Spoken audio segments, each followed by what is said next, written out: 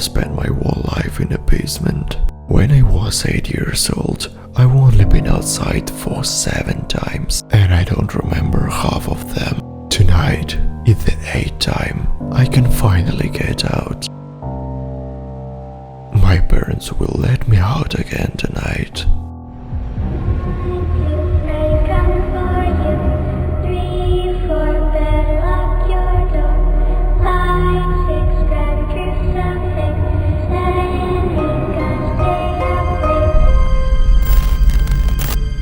It's finally Halloween.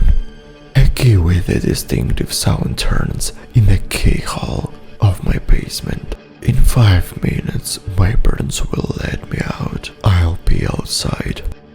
I'll see my mother, who always takes care of me. Mom loves me. Her smile warms my soul. I smile back to her. Well, it's time. Halloween has begun.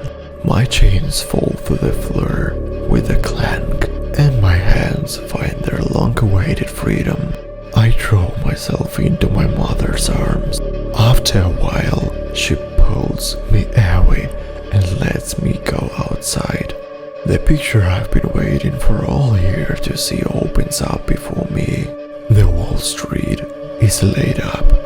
There are children in monster costumes scurrying everywhere, shouting one single question: trick or treat.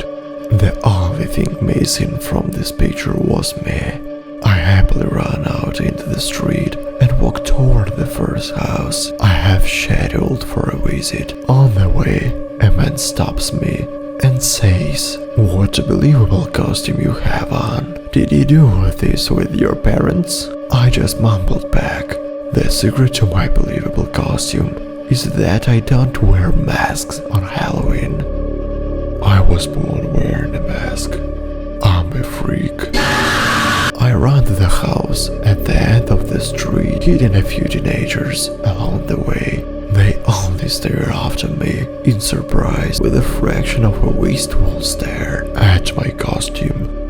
I don't want that look. I walk into the courtyard. I go up to the porch. I press the bell button. Melodious music comes to my ear, and the door immediately opens. In the hands of an elderly man is a deep bowl filled to the top with sweets. I take a step over the threshold of the house. The man pulls back slightly and looks at me perplexed, and then, as if nothing had happened, he says, "Oh, even so?" I close the door behind me without paying attention to his words. Now there was fear in the man's eyes, along with bewilderment. I take a step towards him, after which he says, "I will ask you to leave, young man. I did not invite you." And another step. Slowly, I play with him, let him feel the horror of the moment, so he's afraid with every fiber of his body. The man backs away. Did he get it? The look in his eyes says yes. From my pocket, I take out my one and only favorite toy, a knife. This is your moment.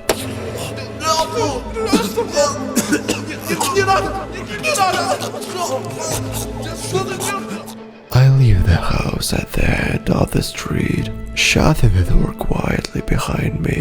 The police will find it in the bathroom on the first floor, or rather, what's left of him. They say the brain works for 7 minutes after death, and in 7 minutes you're alive your whole life, watching it as if in a dream. In that case, what if you are now in those 7 minutes? How do you know if you are alive or alive in all memories?